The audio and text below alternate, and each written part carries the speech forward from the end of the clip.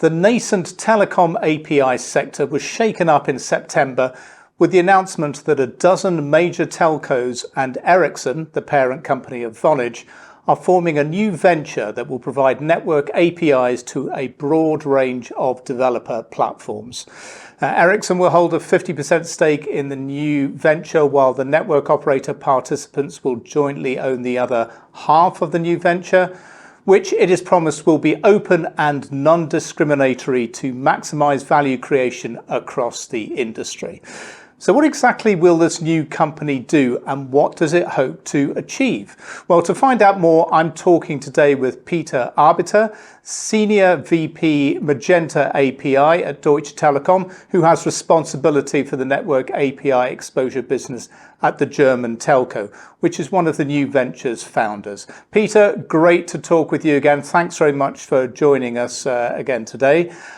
Can you start by giving us a big picture overview of the new network API venture being formed by the dozen telcos and Ericsson? Ray, absolutely, and thanks for having me. Yes, so we are about to create this venture. I'm saying we are about to create because we are currently in the process of filing for regulation. So this one is subject to the approval. And I do not want to do any gun jumping, but I would like to describe what our plans are. So the plans are that in the beginning of next year, we will then have founded this venture, which then consists, as you said, of 12 telcos and owning 50% and then 50% owned by Ericsson. Now the 12 telcos are nicely spread from a geographical perspective. So we have 4 from the Americas with T-Mobile, US, AT&T, Verizon, and America Mobile. We will have 4 ones from Europe, where we have Vodafone, Telefonica, Orange, and Deutsche Telekom. And then 4 from the eastern part of the world with Geo, with Bharti, with Singtel, and Telstra. So what we are then doing is, by us, these 12 telcos, investing into a business. This business is already existing and has been carved out by Ericsson. And insiders or people who are closer to the network API business are aware of the fact that Ericsson has ramped up a platform called GNP, the Global Network Platform. So this GNP business has been carved out, and we, as the 12 CSPs, gonna invest into that. As soon as we've done so, we are gonna go selling the network APIs, and we're gonna do that to 5 clusters we have described. And these 5 clusters are the CPaaS aggregators, the hyperscalers, the system integrators, mainly the global system integrators, and ISVs, so software companies. And the 5th one, that had been 4, the 5th ones are the CSPs by themselves. So that means that while every one of us has a standalone version of an API, by providing this and selling that to the venture, we can buy back from the venture. And why should we do so? We should do so because you might have realized that I left out one really important customer segment, and these are enterprise customers. And the enterprise customers won't be served by the venture. We did that on purpose. They will be served either by those 4 groups I've called out or by the CSPs. So this describes the demand side, and just briefly, the supply side are not only the 12 telcos.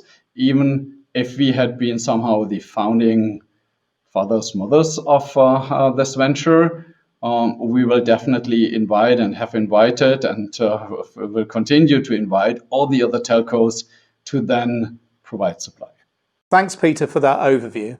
How do the venture's founders hope that this will help network operators strategically and financially? Yeah, the target here is all around the acceleration of the adoption of network APIs. And the reason why we came up with that venture is all of our past experience of APIs we wanted to expose. So this is definitely not new for the industry. I mean, we have seen these attempts for the past 15 years. And if I just look back at one recent to a certain extent is not right, because these three APIs, the identity APIs or mobile connect APIs, as they are also known, they had been defined in 2015. And then it took us, at least on the Deutsche Telekom side, 8 years to monetize these APIs. And 8 years is definitely something we can't accept forward looking. So to really drive digitization forward, we need to talk about rather 8 months, but not 8 years. And one of the problems always has been that due to antitrust reasons, we are not allowed to talk to each other as telcos. Because in that particular case, the regulation believes that due to us being competitors, we should ensure to not talk to each other, to not align our plans. What is quite difficult if you want to create a new market field where it's not about competition, where it's about business development. But if you are not aligning yourself, then one builds the one API, the other one the next API. And from the customer perspective, this is useless because you need full coverage. Now, with the venture we've created, we are somehow solving this challenge because this venture is independent, and that venture independently can talk individually to each of us, can sync in these individual dialogues, these individual plans, and come up with a proposal of somehow a telco roadmap, a telco proposed way forward. And that makes it much easier and then also faster for all of us to have one North Star to work towards. And let me also clearly point out one topic. This venture is not about generating profits on the aggregation, not at all. So sure, the venture will make some money, but that some money is just that much to be self-sufficient. So just to cover the own operational costs, but not to generate additional profit on top of that. Monetization will happen with the termination of APIs, just repeating myself, but not through the aggregation.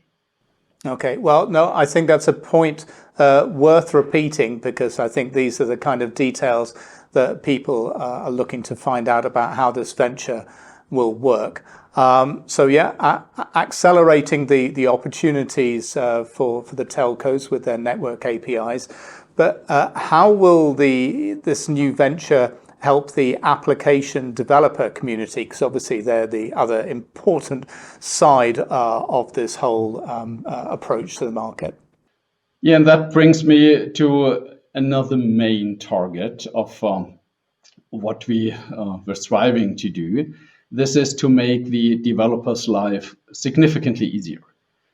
So in today's world, so if there wasn't that kind of aggregation function, then the developer has to look at the availability of these APIs. And even if they are standardized from a technical perspective, they are not standardized from a commercial perspective. So there would be different SLAs. Definitely there would be different prices. And then from a developer perspective, it is on you to then evaluate where a user could sit in which network and what termination costs might occur. So that's really complex. And again, in a worst case scenario, you would find multiple marketplaces with some CSPs being present in that one marketplace, others in the other. So you would actually have to connect to many of these marketplaces or even telcos directly. So that's all what we would like to avoid by making the developer's life easier and simpler, because we are now offering that one marketplace, that one-stop shop. And let me be clear, we also believe that there will be additional marketplaces next to the venture, but probably not 25, probably 5, 6, 7. So still a somehow decent number to overview. But let's get back to that one marketplace and to the venture. So that venture will offer one SLA. So it will combine all the different SLAs and southbound APIs collected, and will expose one somehow new API with one SLA. And now, depending on the pricing strategy, there will be one global price. There will be also regional prices, now depending on what the developers' needs are. In the very easy way, it's one SLA and one price. And no one has to think about routings. No one has to think about lifecycle management of APIs, which where we might find different versions being implemented on the CSP side. This is all handled by the venture. Okay, well, that certainly sounds like it's going to make it a lot easier for the developers, which will be great for the market. Now, as mentioned, all of the founders are going to hold an equity stake in the new venture.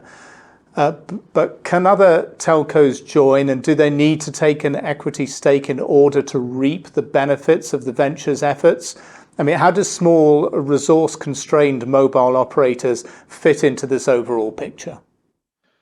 Yeah, this is really a great question, and I got that quite often, and I'm really glad that you raised that, because there might be a misperception, and let's clearly address these topics. So first of all, everyone is asked to participate, and everyone can participate rather as a commercial partner, or you might want to invest. But I mentioned earlier that venture is not built to create dividends. So you really have to ask yourself what the additional benefit is if you were investing. If you could get the same, absolutely the same, by not investing and just being a commercial partner. So first of all, yes, you can join, and you are asked to join. There is no disadvantage of someone joining later than earlier. There's no difference of someone owning parts of the company to the ones who are just commercial partners. Everyone is treated absolutely equally, and there's, in that particular case, then even an advantage for the smaller ones, because size does not matter in that particular case. So you will get the same treatment, or you actually benefit, because you now get access to all of these customer groups I pointed out earlier: the aggregators, the hyperscalers, the system integrators, the ISVs. With one contract, you get access to all of them. You don't have to integrate 10, 20, 30, 40, 50 times as a telco into these potential customers by just one integration. Technically and commercially, you are done. And you even get an onboarding support, because it's of the venture's interest to get you on board as fast as possible. So in no means there's any kind of negative notion of not having been amongst these 12. We actually could have invited 30, 40, 50, 100 to get that started, but we realized that we probably would slow down that setup process if it was 50. And we thought that with 12 of us, we are really overseeing the telco industry. And this is why we had limited the negotiation to 12, but definitely not now the ventures activity. Okay, that makes a lot of sense. Time is of the essence here. Everybody wants to accelerate this as quickly as possible, and that's good news for the broader telco community about involvement there as well.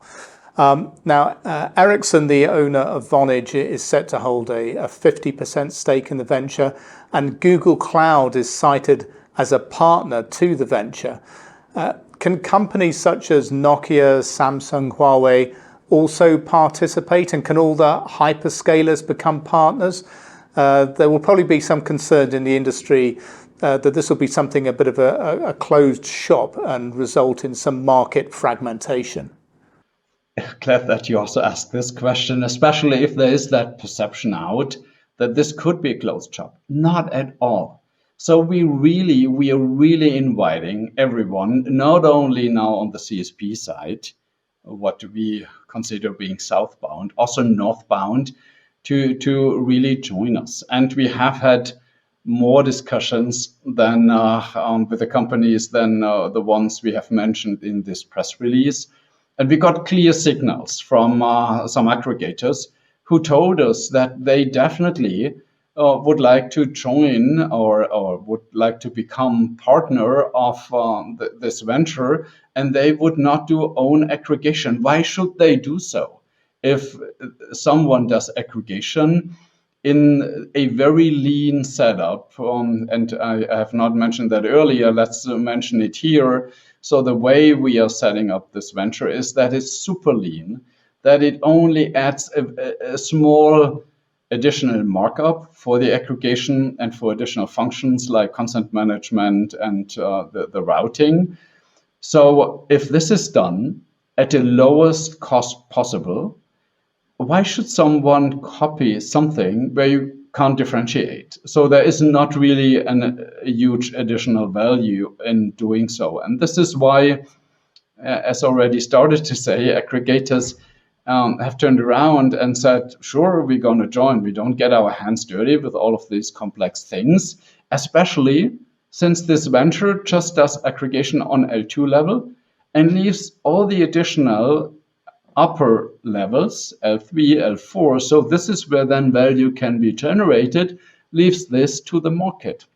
So that was the aggregator's response. We also talked to the one other additional hyperscaler, to the one you have called out. And also there we got a clear signal that even if they would do aggregation for some tier 1 telcos, they will have a hard time to look at the long tail, to talk to 6, 7, 8, 900 CSPs on a global basis, not mentioning the MVNOs, the virtual network operators, where that number easily becomes a 4-digit number. So there we also got clear signals that even if they continue with their aggregation plans for tier 1, they definitely will partner with a venture, especially on the long tail, and then even will reevaluate their strategy way forward. So this, again, looking at these channel partners, for them is a win-win situation. Now, you also mentioned Nokia, Samsung, Huawei, which are more considered being now hardware partners. Or infrastructure partners, and bear with me if you would categorize them differently, but the APIs we are exposing in the way they are exposed are hardware agnostic. So absolutely, given that you can always, if you sit on a non-Ericsson infrastructure, can expose your network APIs through the venture. Absolutely. Now, of course, the other part of the industry that will be interested and involved in this is some of the industry bodies and specification developers. So is this venture supported by the GSMA and the Linux Foundation, which are driving the Camara open source project that is developing the network API specs for the industry? Yeah, let me get started with Camara, because there it's really most obvious. So if I look at the governing board of Camara and pick on a few individuals there, so we have Nathan Rader from Deutsche Telekom, we have David Del Val from Telefonica, we do have Alicia Miller from Verizon, and we have Joanna Wood from Telefonica. These four are members of the governing board. These four had been integral part of our negotiation round. So with that, it's very obvious and clear that Camara not only had an interest, they were really directly engaged and involved, not really in their Camara function, but the same individuals which also play an important role on the Camara side. And also GSMA, if we look back in what they had evaluated, they had realized that after setting up Open Gateway, what is a platform? This platform economy now needs to solve two things. You need demand and you need supply. So if you look at the analysis they have done on the GSMA side, they described a special purpose vehicle to ensure that it doesn't take too long to get that supply. And they are also looking at an demand creation function. Now, when realizing that the special purpose vehicle is about to be built by the industry, what is fully aligned with their ideas, they now turned around and are further evaluating this demand acceleration function. So in other words, it's 100% aligned with what GSMA is driving forward. It actually is the execution of their concept. Okay, yeah, that makes a lot of sense as well. So it sounds like a lot of positives for the industry here. Obviously, we look forward to hearing more about this venture in the coming months, and also when it finally goes into commercial operation in 2025. Now, while you're here, Peter, can you just give us an update on Deutsche Telekom's Magenta Business API service? What kind of market traction are you seeing currently? Yeah, and this is why I've updated my shirt, and I need to move a little up so that you can fully read that. I think the last time I had the version bullish. This time I have the version still bullish, and this describes the status we are currently in. So we just recently had Digital X in Cologne, this huge fair where we had close to 50,000 business customers. And we ran an brand house, an API brand house. And not just by Deutsche Telekom, we had invited Telefonica, Vodafone, and Orange. Together, we presented use cases and first customer projects. And there, a lot of things became obvious. So first of all, by us jointly presenting, this is not a one CSP show. We either jointly are winning and setting up that new marketplace, or none of us does. So while we are continuing with that strategy, that is a joint effort, we had seen really not only some great momentum with customers visiting us and the interaction we saw, also the use cases we had presented were really interesting ones. I mean, if we look back over the past 6 to 12 months, in many cases, we have seen the fraud prevention use cases, which are very obvious because they rely on these mobile connect APIs, which are now known since 8 or 9 years. No, we came up with some new things. And let me call out one or two. So what I'd like most currently is the use case we had presented together with a German food retailer. And that German food retailer, company called Rewe, for the ones who know that German market, second largest one in Germany, they participated in a payback, in a customer loyalty program called Payback, which cost them a 3-digit million number per year. And they recently terminated that contract. So that's public knowledge. So I'm not talking about some NDA topics here.